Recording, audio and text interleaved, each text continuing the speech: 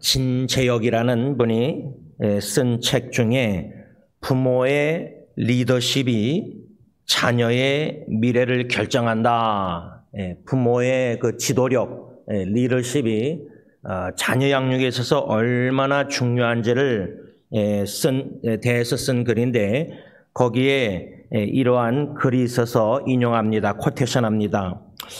권위주의적인 카리스마로 사람들로부터 원하는 결과를 바로 가져올 수 있을지 모르지만 진정으로 사람의 마음을 움직이지 못하고 따르는 자들의 신뢰를 얻지 못한다면 그것은 진정한 리더십이라고 할 수 없을 것이다. 제가 이 글을 읽고 또 읽고 생각하면서 어떠한 질문을 제 자신에게 던졌냐면 과연 나는 제 세 자녀 딜런 예리 예언이에게 아버지로서 진정한 성경적인 리더십, 지도력을 보여주고 있는가, 발휘하고 있는가, 이 질문을 제 자신에게 던져보았습니다. 특별히 권위주의적인 카리스마라 이렇게 했는데 권위와 과연 나는 권위적인 아버지인가 아니면 하나님이 나에게 가정의 가장으로서 아버지에게 주신 신적 권위를 지혜롭게 발휘하고 사용하는 권위 있는 아버지인가? 이 질문도 던져보았습니다. 우리가 주로 듣는 말은 내 아빠는 권위적인 아버지다.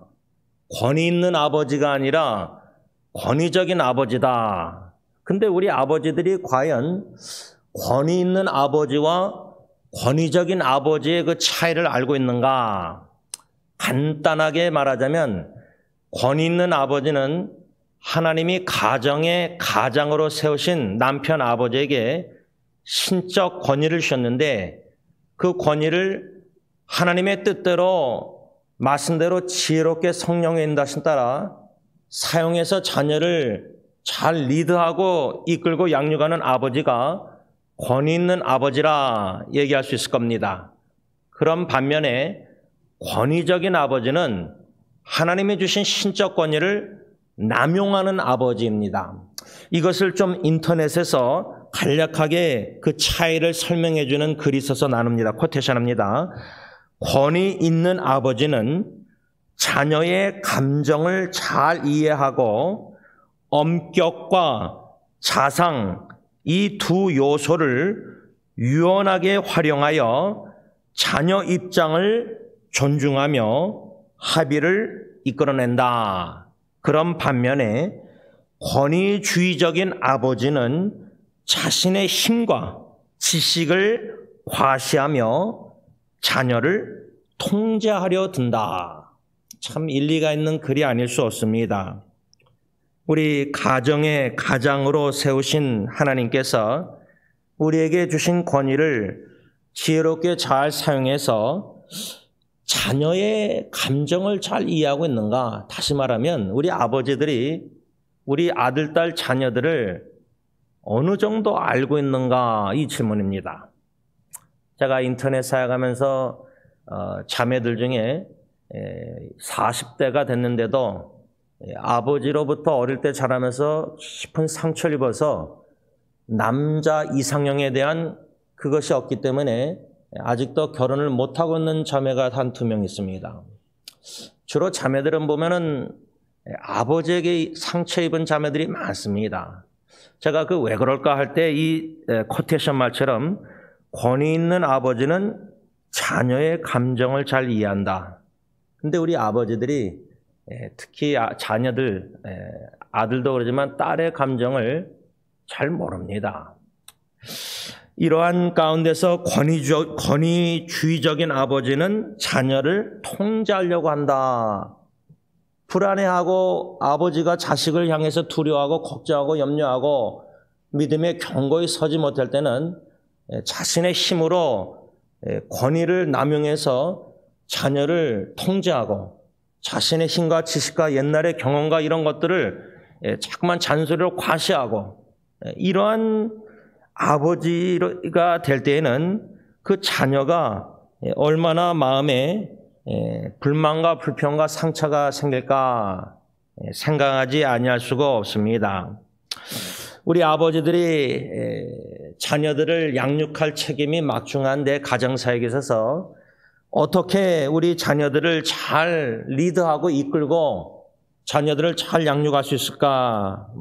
성경적으로 여러 가지 원리가 있겠지만 저는 간략하게 한 3가지만 좀 생각하고 제가 제 자신에게 반영해보고 제 자녀들과의 아버지와의 관계에서 이 3가지를 노력하고 있습니다. 기도하고 있습니다. 첫째는 가정의 가장인 아버지로서 우리는 하나님이 우리에게 주신 권위를 남용하지 말아야 되겠다. 그래서 저는 권위주의적인 아버지가 되기보다 하나님이 주신 신적 권위를 지혜롭게 잘 사용하면서 예수님처럼 섬기는 아버지가 되겠다.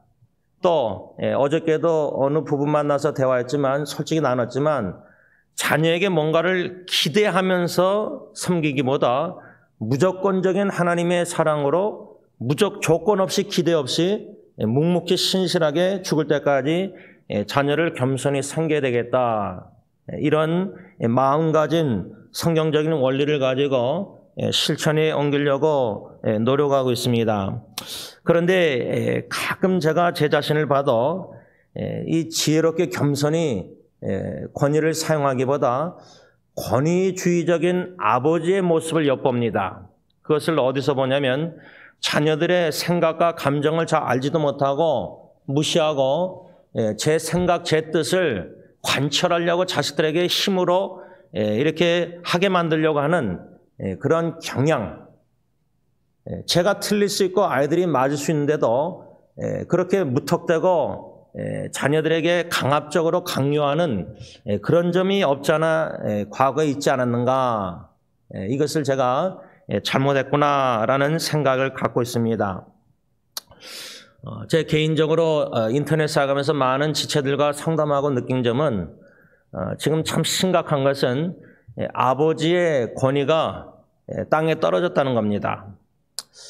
그 책임이 아버지에게만 있는 것인가? 아니면 아내에게는 없지 않는가? 둘 다 있지 않는가? 물론 저는 개혁 결혼이라는 리폼 메리지라는 책에서 그 목사님이 서론에 자기가 수많은 사람들을 상담할 때 항상 전제하고 만나서 상담할 때 무엇을 전제하냐면 가정의 문제는 아버지의 책임이다. 저는 그 전적으로 동의합니다.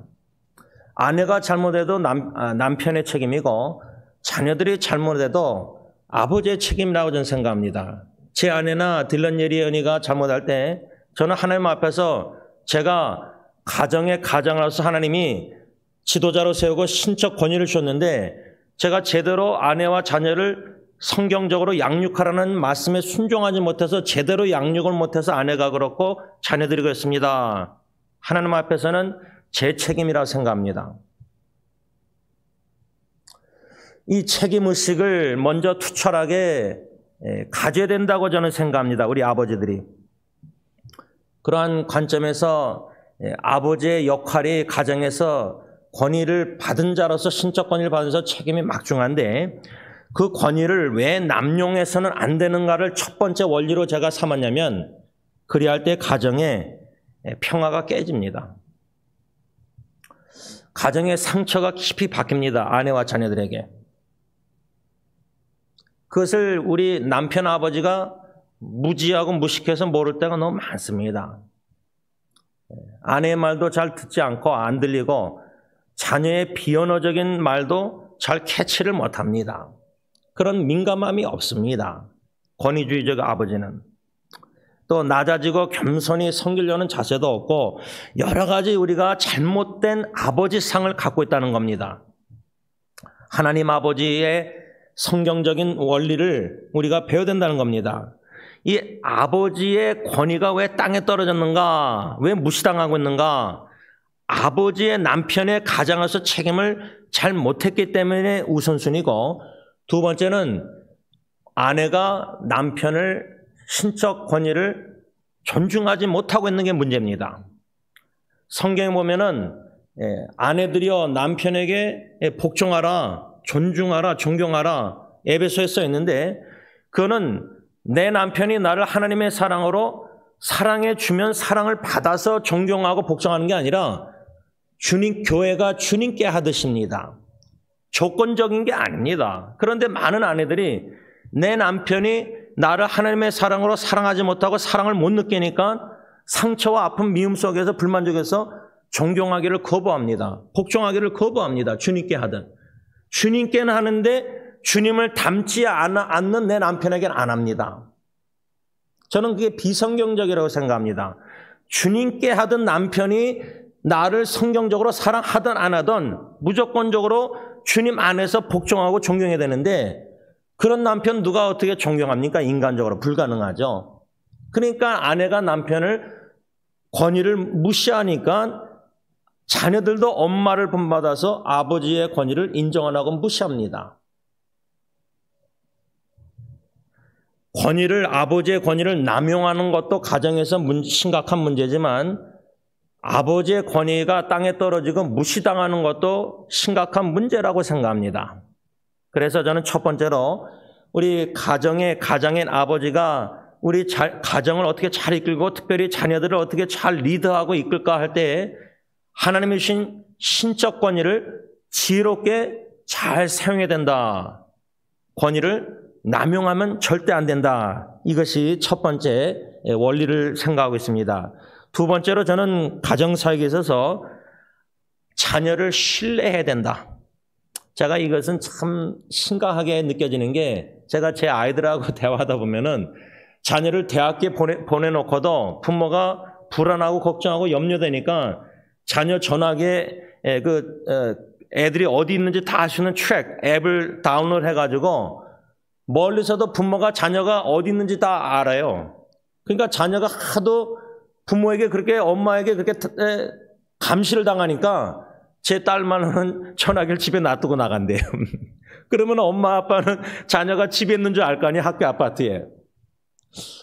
왜 자녀를 우리 부모들이 신뢰하지 못하는가? 아직도 자녀가 장성했는데도 아이 취급. 제가 네이버 블로그에 어느 누군지도 모르겠는데 아이디만 알고 있는데 계속 댓글을 다는데, 엄마 아빠에게 너무 자기가 장성한, 몰라요, 나이도 몇 살인지, 이 자매인지 남자인지도 모르겠는데 자매인 것 같은데 항상 감시를 당하고 그러니까 못 살겠다는 거예요. 뭐 자살 충동도 있는가 봐요. 잘 모르겠어요. 댓글을 제가 다는데도 자꾸만 힘든 얘기를 쓰는데, 비밀 댓글을.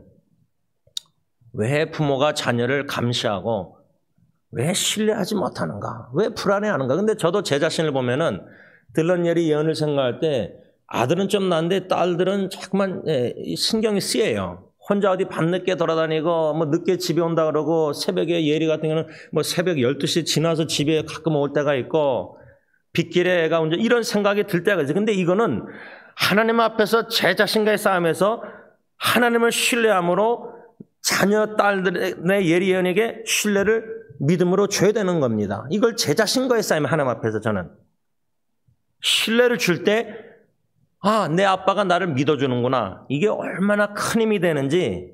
그래서 저는 아내하고 자녀 양육도 지금 다 떠나보냈지만 수시로 대화할 때 아내와 함께 하나님을 신뢰함으로 들런예리 예언이 자녀에게 신뢰를, 믿음을 주자, 헌신하자.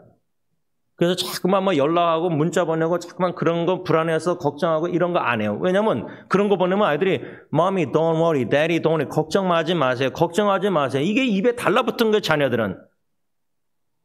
부모를 생각할 때 엄마 아빠가 나를 너무 걱정하니까, 자꾸만 연락하고 하니까. 그래서 우리가 하나님을 전적으로 믿고 신뢰함으로 자녀를 하나님께 의탁해서 맡겨서 기도로, 왜? 하나님이 우리 자녀를 나보다 더 잘 알고 더 사랑하니까, 사랑하신다고 믿으니까 하나님을 신뢰함으로 자녀를 신뢰할 때 자녀들의 마음을 우리가 얻을 수 있는 겁니다. 한 가지 더, 세 번째로 가정인 아버지로서 자녀 양육의 원리를 세 번째로 자녀들과 마음과 마음이 이어지는 대화를 해야 된다. 대화. 제가 이 세 번째 원리를 중요시하면서 사역을 하면서 여러모로 인터넷 사역도 하면서 하고 있는데 제 아내하고도 마음과 마음이 이어지는 대화는 수없이 많이 해요. 참 감사해요. 같이 울고 같이 감정도 나누고 다 하는데 제가 어저께도 그 젊은 부부 만나서 제 자신을 투명하게 가정사역 다 부부관계에다 허물도 다 나누면서 세 가지를 제가 나눴어요. 원리를. 대화법에 있어서. 물론 남편은 아내의 대화법. 아내는 이제 야구로 말하자면 컬브를 많이 던지고 남편은 직구를 많이 던져서 그래서 제가 자매한테도 잘한다. 남편에게 그렇게 직접적으로 얘기해 주는 거 잘하는 거다. 나는 내 아내한테 그걸 요청했다. 좀 돌려서 얘기하지 말고 내 입장에서 직접 얘기해 달라. 알아듣게. 못 깨달으니까 제가 무식하니까. 그리고 남편은 아내의 그 간접적 콜부공, 예를 들자면 남편 형제한테는 제가 뭐라 했냐면 나는 아내의 감정을 많이 이해하려고 노력한다. 감정. 왜냐하면 아내에게는 감정이 매우 중요하기 때문에 이런 대화법을 어저께도 대화하면서 제가 세 가지 원리를 부부관계나 자녀관계나 제가 또 교육자들하고 관계나 성도님들 이런 인터넷 사역에 세 가지를 중요시하는데 첫째는 honesty, 정직한 대화입니다. 정직. 진솔한 대화, 정직. 꾸밈이 없이 그냥 형식적이 아닌 이런 그냥 예의상 배려 차원에서 대화 그런 게 아니라 마음에 있는 걸 진솔하게 마음을 열고 아버지가 자녀에게 정직하게 대화하는 거예요. 두 번째는 제가 투명, transparency. 부부관계뿐만 아니라 자녀관계에서 제가 딜런 예리언이한테 차 안에서 주로 픽업해주고 데려오면서 대화를 많이 하면서 아빠가 먼저 허물이 많지만 허물도 투명하게 다 나눴어요. 성적 문제도 제가 딜런하고 차 안에서 남자로서 투명하게 나눴어요. 아빠의 과거의 죄도 나눴어요. 투명한 것. 세 번째가 이제 제일 힘든 건데 대화 방법 속에서 자녀하고 vulnerability, 한국말로 보면 취약함. 그것을 한국말로 뜻을 찾아보니까 인터넷에 아버지가 자기를 정직하게 진솔하게 투명하게 나눌 때의 허물도 상처 입을 가능성이 있고 공경을 당할 수도 있고 피해를 입을 수 있는 상황이 바로 취약함이라고 합니다. 제가 설교도 여러분들에게 가정사역 이런 거 투명하게 다 나눌 때는 이거를 듣고 오해하고 수근수근하고 목사님이 사모님을 제대로 못 사랑하고 자녀를 이렇게 허물을 이런 거 들을 때 수근수근할 거리가 되고 제가 말이 돌아와서 저한테 귀에 들려서 상처 입을 확률도 있고 공격당할 수도 있고 제가 피해를 입을 확률이 많아요. 근데 저는 그게 두렵지가 않아요. 하나님 앞에서 정직하게 투명하게 취약점 허물을 다 고백하고 나아가면서 그러다 보니까 하나님께 나아가듯이 내 아내에게도 나아갈 수 있는 거예요. 심지어 제 자녀들에게도 하나님 앞에 이 모습에대로 영적 벌거벗으로 나가는 것으로 예수의 보혈을 믿고 사죄 확신을 가지고 그러니까 허물 죄도 나누는 게 두려움이 없는 거예요. 이렇게 나누면 내 아들이 내 딸이 나를 어떻게 생각할까? 그런 두려움이 없어요. 이 모습에대로 하나님께 나아가듯이 아내와 자녀들에게 이런 마음과 마음의 대화를 하기 위해서는 정직과 투명과 취약함 이 세 가지 원리를 참 저는 목회에도 부교육자 관계에도 중요시 여기면서 인터넷에도 하고 있어요. 그런데 우리 많은 아버지들이 일방적인 대화를 많이 해요. 그건 대화가 아니죠. 일방적으로 내가 자녀에게 말하는 거지. 잠언에 보면 지혜로운 사람은 상대방의 마음의 깊은 우물과 같은 물도 길러내는데 우리 아버지가 그런 지혜가 없어요. 솔직히.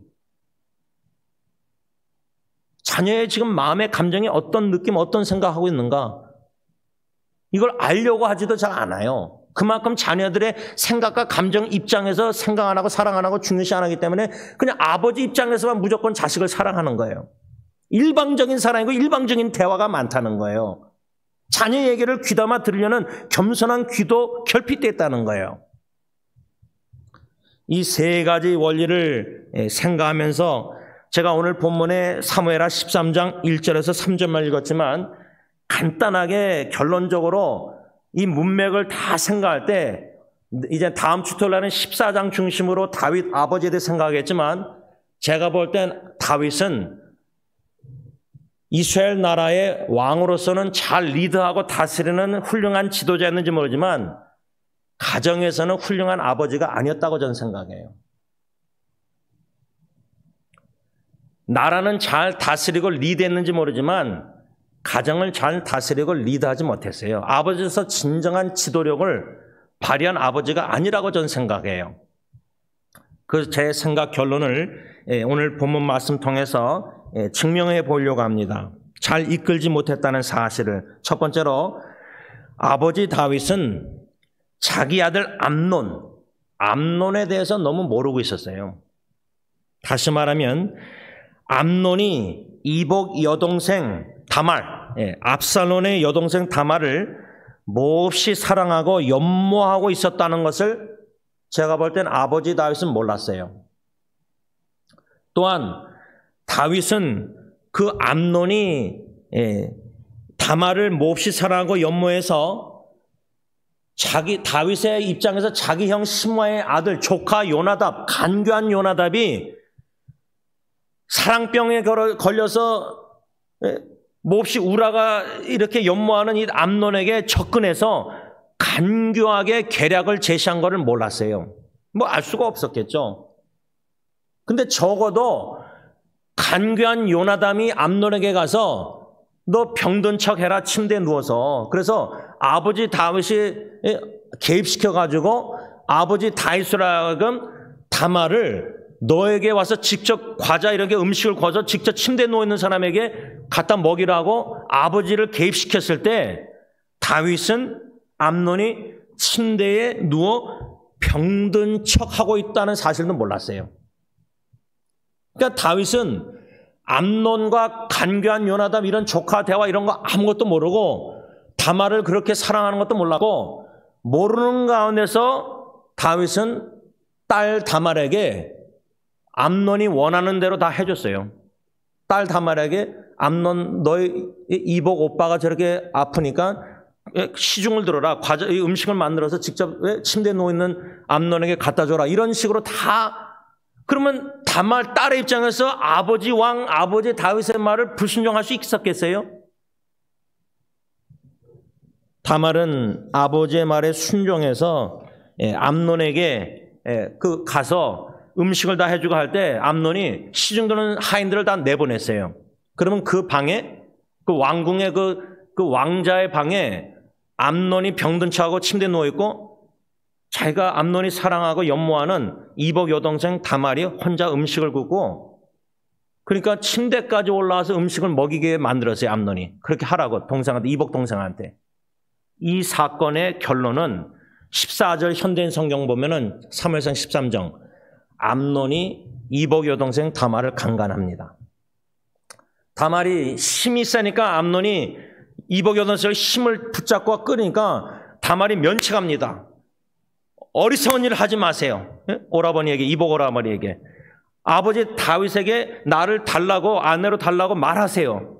그 지혜로운 제안을 했는데 무식하게 거절하고 아마 육신의 정욕에서 끌어다 강간한 거죠. 여기에 이 사건에 아버지 다윗의 책임이 전혀 없는가? 저는 있다고 생각합니다. 가정에 암논 아들과 또 다른 딸 다말과 또 조카 간교한 요나답 이 세 사람 이 사건 이런 걸 전혀 모르고 있었던 것 같아요.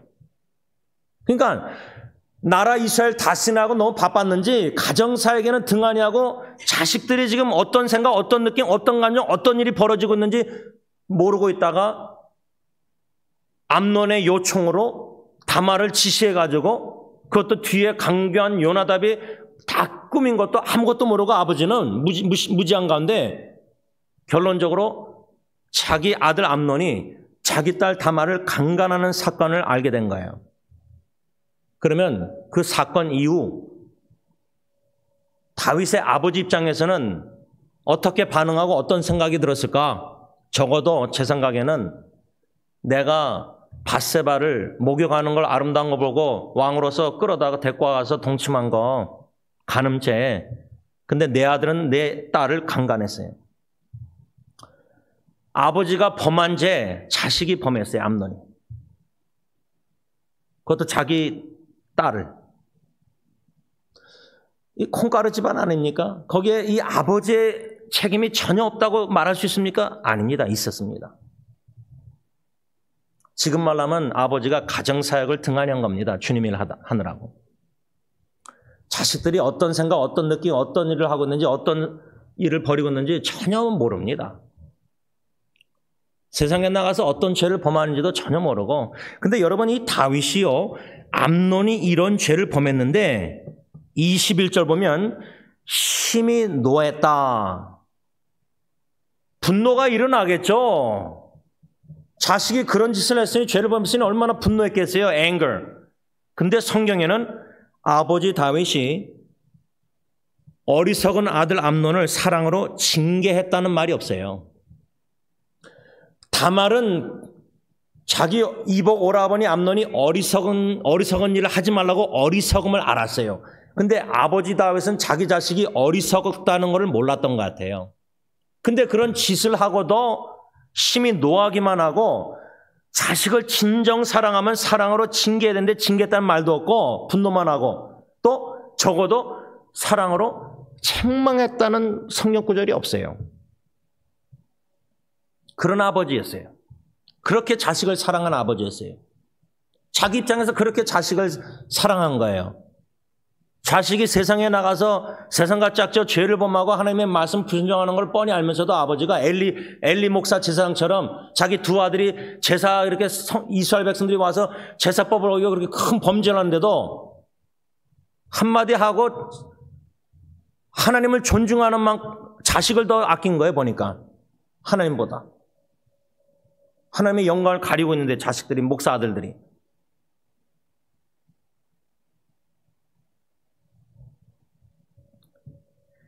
또한 아버지 다윗은 아들에게 강간을 당한 딸 다말, 성경에 보면 찾아가서 위로했다는 말씀이 없어요.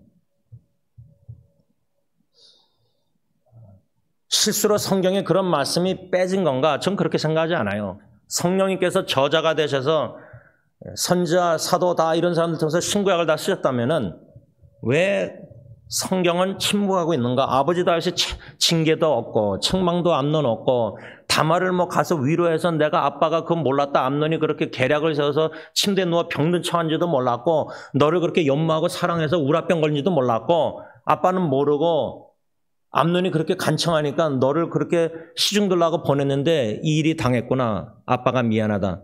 성경 구절 이런 게 하나도 없어요. 이런 다음 주 토요일 날 우리가 배우겠지만, 압살론이 이젠 반역을 일으키고 다윗이 도망가고 다시 왕위가 회복되고 하지만 아버지 다윗은 압살론을 용서 안 했어요. 그러니까 반역을 일으킨 거예요. 그러니까 가정의 모든 쓴뿌리 열매를 보고 아버지가 막 분노하고, 왜 이게 내 아내가 자식을 양육을 잘못하고 자식이 어쩌고저쩌고 하지만, 모든 책임은 아버지의 신적 권위를 지혜롭게 사용 못해서 책임을, 아내를 양육하라는 에베소 말씀 5장 29절, 에베소 6장 4절, 자녀를 양육하라, 주님의 교훈과 교양으로, 훈계로. 아버지가 잘못해서 그런 열매를 맺고 있는데 아버지는 하나님 앞에서 내가 신적 권위를, 책임을 잘못해서 회개할 마음이 없는 거예요. 다윗은 자식 가정사역의 양육 잘못한 거 회개했다는 말씀이, 나단 선지자도 책망받고 회개했지만 자복. 그 말씀이 암논 다말 사건 후에 그런 회개 말씀이 또 나옵니까? 밧세바 회개 우리아는 나오죠. 시편 51편. 근데 암논 다말 사건 이거는 회개했다는 성경 구절이 있습니까? 잘 모르겠어요. 한 나라를 위대한 다윗 왕, 위대한 목사. 근데 가정에서는 남편으로서, 아버지로서 사역을 잘 감당 못한 깊은 상처만 입힌 아버지라 그 말입니다. 좀 무거운 주제지만 제가 이 말씀을 제 자신에게 설교하고 비춰볼 때 아내에게 입힌 상처들 26년 동안 들런 예리 예언이하고 제가 진정 마음과 마음이 이어지는 대화를 했는가? 신적 권위를 지혜롭게 사용해서 잘 양육했는가? 과연 제가 들런 예리 예언이를 하나님을 신뢰함으로 걔네들에게 지금 계속 지금도 죽을 때까지 믿어주고 신뢰하고 하나님께 다 의탁하고 기도로만 맡기고 두려워하지 않고 걱정하지 않고 불안해하지 않고 애들이 아빠한테 Don't worry 그런 말 안 듣도록 문자 안 오도록 전적으로 하나님을 믿음으로 자녀에게 신뢰를 주고 하나님께 맡겼는가? 믿음으로. 그런 믿음의 아버지인가? 아니면 걱정하는 아버지인가? 불안해하는 아버지인가? 일방적으로 한국식으로 전통적으로 권위적인 아버지인가? 자녀의 감정조차도 느낌조차도 그 한마디 눈물도 이해 못하는 아버지인가? 왜 내 딸이 내 아들이 내 앞에서 우는지 그 눈물 의미도 잘 모르는 아버지인가? 잘 몰라요. 몰랐어요. 왜 들런이 제 앞에서 어릴 때 그렇게 울었는지 잘 몰랐어요. 이해를 못했어요. 왜 아내가 제 앞에서 우는지도 잘 몰랐어요. 이제는 조금이나마 은혜 주셔서 아내와 함께 같이 울고 같이 기도하고 같이 찬양하고 예배드리고 그런데 들런 예리 예언이하고 관계에서 제가 아버지로서 혹여나 목회하면서 가정사역의 중요성을 하나님이 마음 주셔서 그렇게 한다고 노력하면서도 아이들 입장에서 사랑을 못하고 있구나. 지난주에 제 딸 예리가 남자친구가 시애틀에서 와가지고 한인타운에서 어디서 식사하고 싶니 물어봤어요. 제가 예리한테. 그랬더니 어유캔인 무제한 바비큐 코리안 바비큐 고깃집에 가재요. 그래서 제가 속으로 얘는 고기를 잘 많이 안 먹는 거 생선을 먹는 애인데 회를 좋아하는 애인데 왜 고깃집까지 할까 할 때 딱 드는 생각이 남자친구에서요.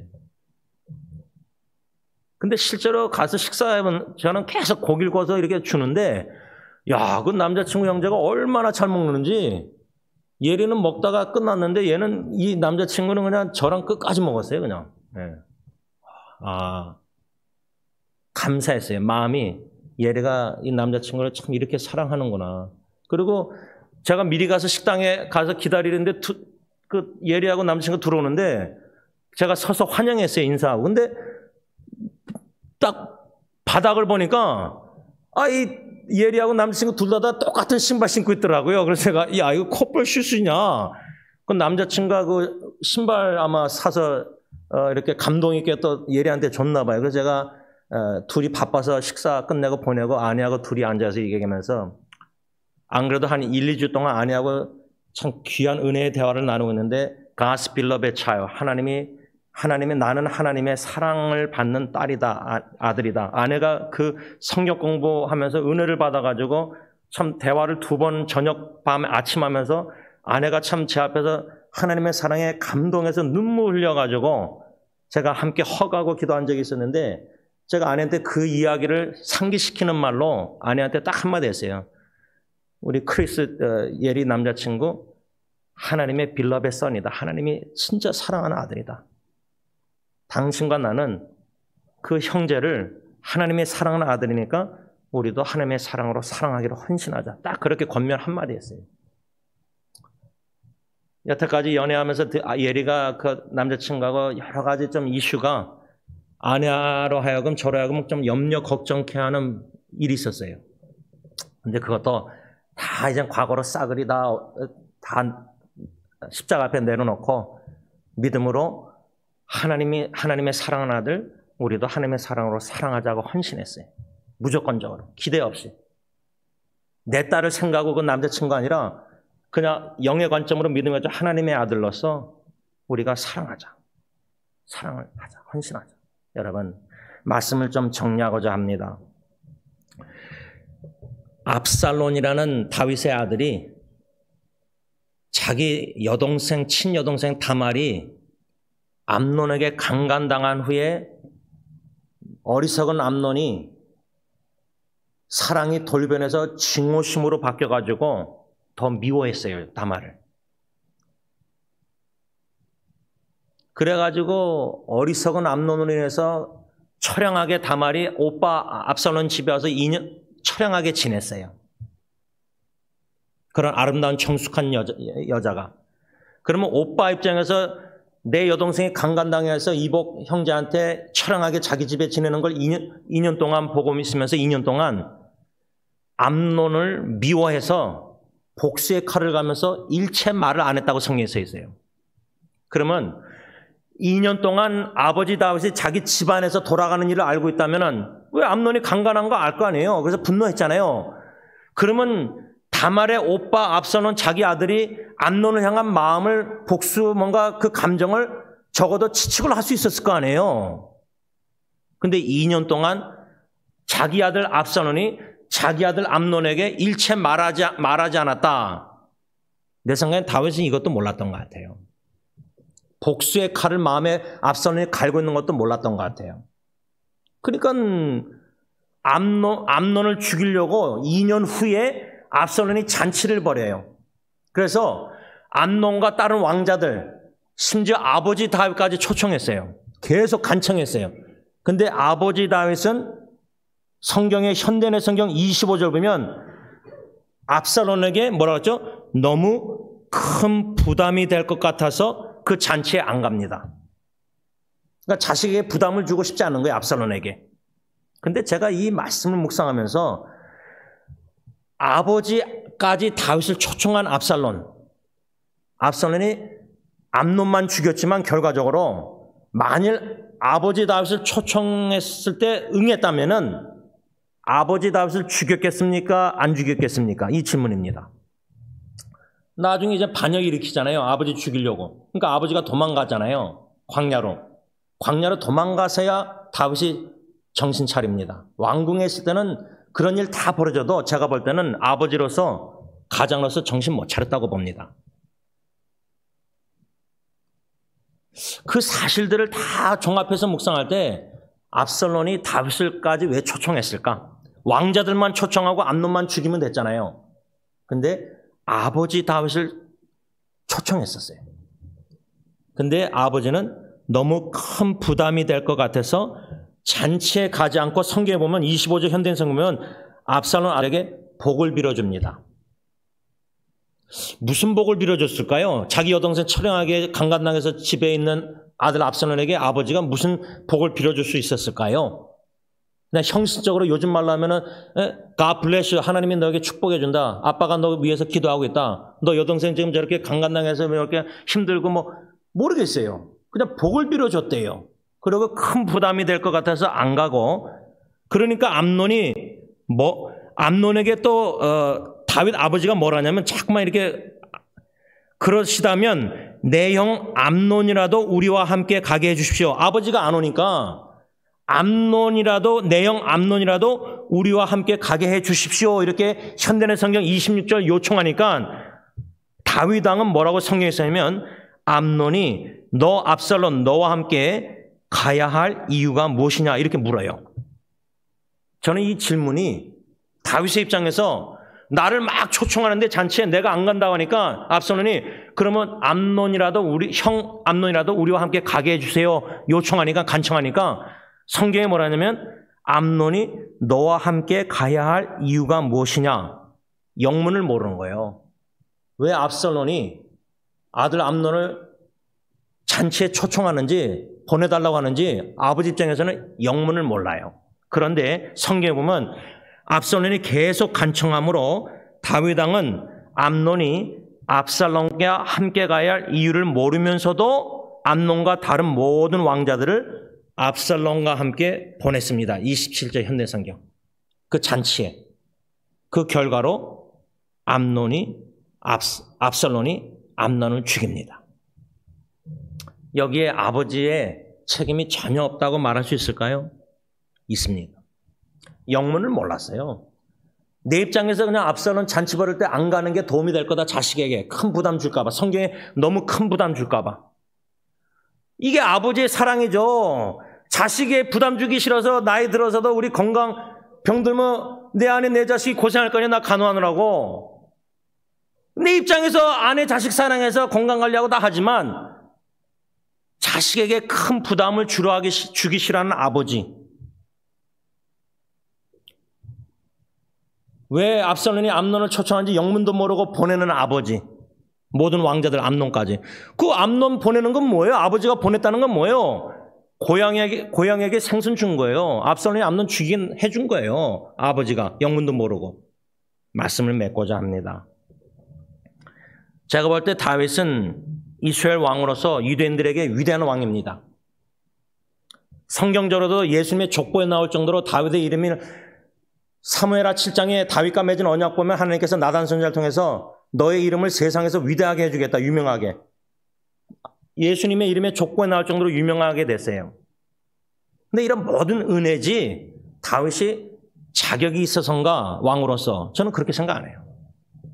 왕으로도 리드를 이끌고 잘했지만 밧세바를 옆에 있는 범하고 유대인들 사람들 숫자 세는 거 요압 장군이 반대했는데도 그냥 왕으로서 권위적인 왕으로서 그렇게 한 다음에 죄를 범했다고 인정하고 하나님께 징계받고 3일 동안 질병 전염병으로 많이 죽고 자기 백성들이 다윗 왕도 아브라함처럼 허물이 많았어요. 하나님의 전적 은혜예요.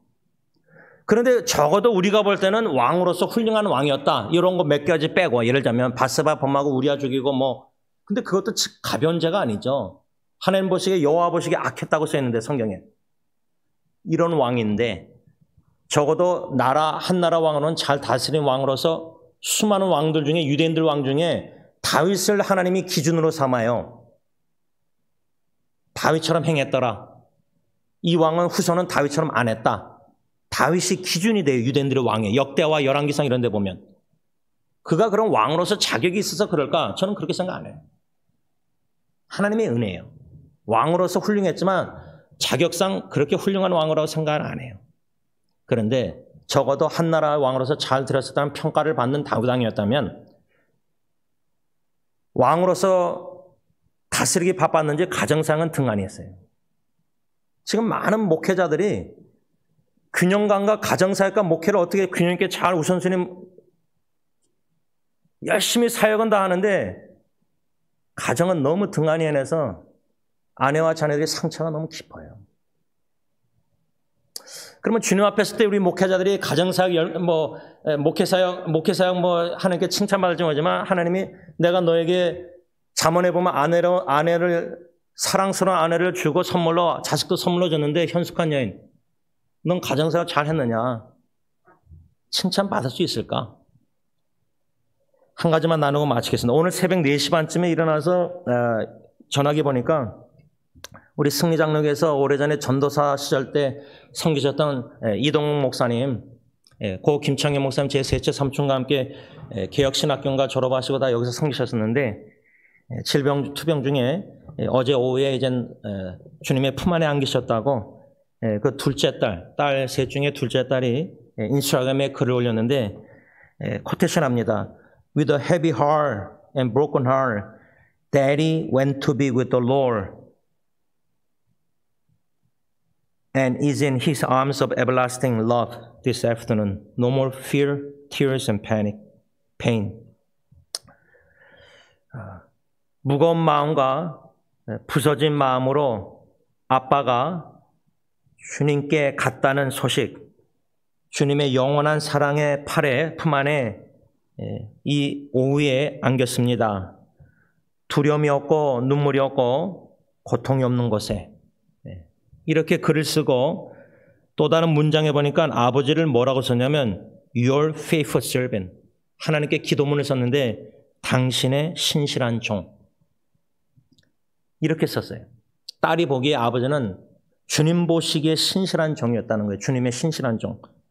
그리고 마지막에 아빠, 영어로 아파 이렇게 쓰고 We love you and miss you so much. 우리가 아빠 사랑해요. 많이 보고 싶어요. 이렇게 글을 썼습니다. 고 이동욱 목사님 아직도 기억나는 것은 제가 청소년 때 방황하고 다닐 때 술 먹고 마약하고 담배하고 세상에서 돌아다닐 때 제가 주일날은 교인들 눈치 보고 나왔지만 성경 공부를 다 빠졌는데 금요일날 이동욱 전도사님이 성경 공부할 때는 제가 왔었어요. 여기서 있었어요. 여기 바로 앞에다가 테이블 놓고 의자 앉아서 제 LA 친구 성당 다니는 40년 친구도 그때 우리 교회 나왔어요. 성경 공부를 했어요. 성당 다니는 친구가 딱 그때 한번 우리 교회 몇 주 나왔어요. 그 친구도 이동욱 목사님을 아직 기억해요. 우리 승리교회 43년 역사에 원로 목사님 목회할 때나 제할 때나 많은 부교육자들이 거쳐갔는데 원로 목사님 사역하실 때 이 고 이동훈 목사님 딱 한마디로 제가 볼 때는 친구이었어요. 친구. 제가 그래서 이 둘째 딸 사라자매에게 설교 동영상도 보내면서 아빠하고 같이 아빠한테 좀 틀어달라 부탁도 하고, 아주 이 둘째 딸이 간호사인데 맏딸은 결혼해서 출가해서 딴 데 사니까 이 둘째 딸이 집에서 엄마랑 사모님이랑 이 아빠를 간호 계속 해서 여태까지. 그리고 글을 계속 올려서 사진하고, 그리고 돌아가시 전에 마지막 사진이 제가 제 장인어른 이렇게 가서 손잡고 찍은 사진처럼 이 세라도 아빠하고 손잡은 찍으러 올렸더라고요. 이젠 주님의 떠나실 준비를 한 거예요. 보낼 준비를. Your faithful servant, 당신의 신실한 종. 딸이 보기도 아빠는 주님의 신실한 종이었어요. 아버지는 떠났지만 적어도 이 딸 중에 이 둘째 딸 마음에는 내 아버지는 주님의 신실한 종. 각인이 된 거예요, 마음에. 그러면 아버지는 죽었어도 아버지를 추모할 때 보고 싶을 때마다 눈물 흘릴 때 나도 아버지처럼 신실한 주님의 종이 돼야 되겠다. 이 교훈을 남기고 떠나신 거예요. 우리가 아버지들이 오늘 만일에 주님 불러가시고 내일 언젠가 불러가신다면 여태까지 지난날 가정사역에 내 자녀가 나를 추모할 때 무엇을 기억할까? 잔소리, 걱정, 염려, 상처 이런 것만 기억할까? 아니면은 내 아버지는 주님의 신실한 종. 기도하겠습니다.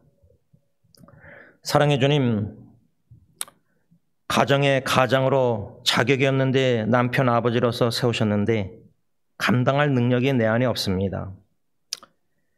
민감한 아내의 자녀의 감정도 잘 헤아릴 수 있는 마음의 여유도 생각도 의지도 부족하고, 그래서 내 입장에서 내 힘으로 권위주의 아버지로 남편으로서 말을 하고 소리를 내고 이래라 저래라 하고, 겸손히 예수님은 오셔서 섬기셨는데 섬김을 받기보다 남편으로서 아버지로서 대우받기를 좋아하고 섬기는 기쁨은 잘 모르고, 나도 모르게 얼마나 아내와 자녀에게 상처를 많이 줬을까 생각해 보면은 끔찍합니다.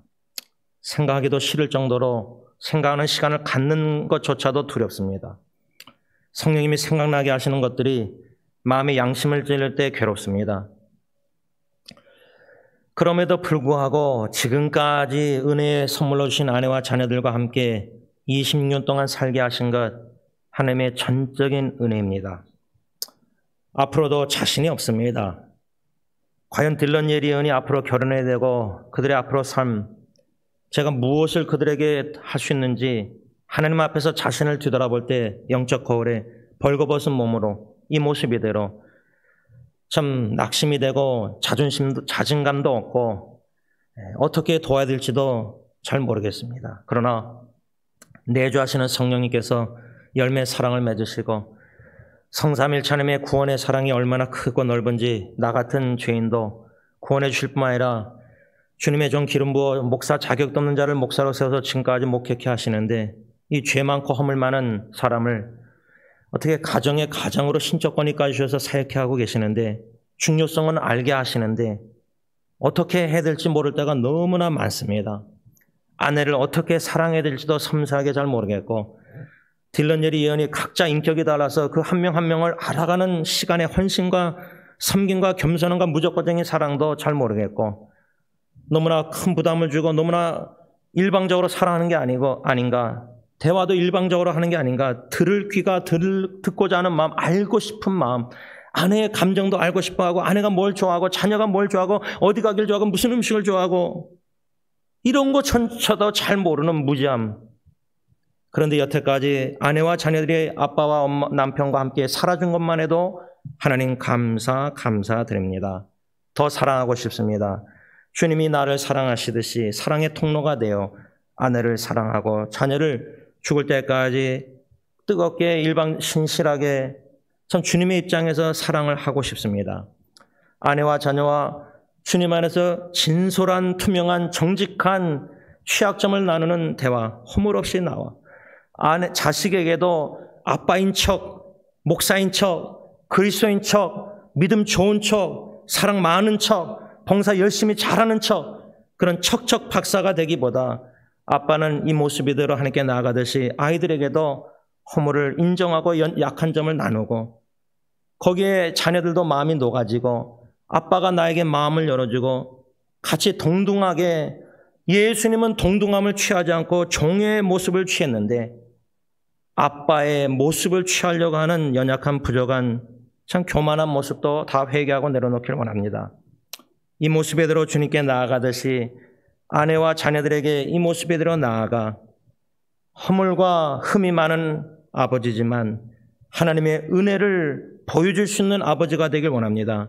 나의 나된 것이 은혜요 은혜로 수고하길 원하고 죽을 때까지 하나님의 사랑을 자녀에게 보여주고 진실함을 자녀에게 보여주길 원합니다. 들러내 이름 뜻이 진실하고 신실하다는 뜻인데 24년 동안 약 기도해 오면서 제 자신이 먼저 주님 앞에 진실하고 신실한 주님의 아들이 종이 되기를 원합니다. 바라기는 제가 죽고 나서도 히브리서 11장 4절 아벨은 죽었지만 믿음으로 말하느니라. 저는 죽어도 자녀들이 아빠를 추모할 때 그 마음의 모든 상처 추억은 다 좋은 추억으로 지워주시고 기록하지 말게 하시고 지워주시고 아빠는 신실한 진실된 주님의 종이었다는 아름다운 교훈을 남기고 떠나시도록 축복해 주시고 우리 모든 아버지들에게 귀한 축복과 은혜를 베풀어 주셨기만을 예수님의 이름으로 간절히 기도를 올리옵나이다. 아멘.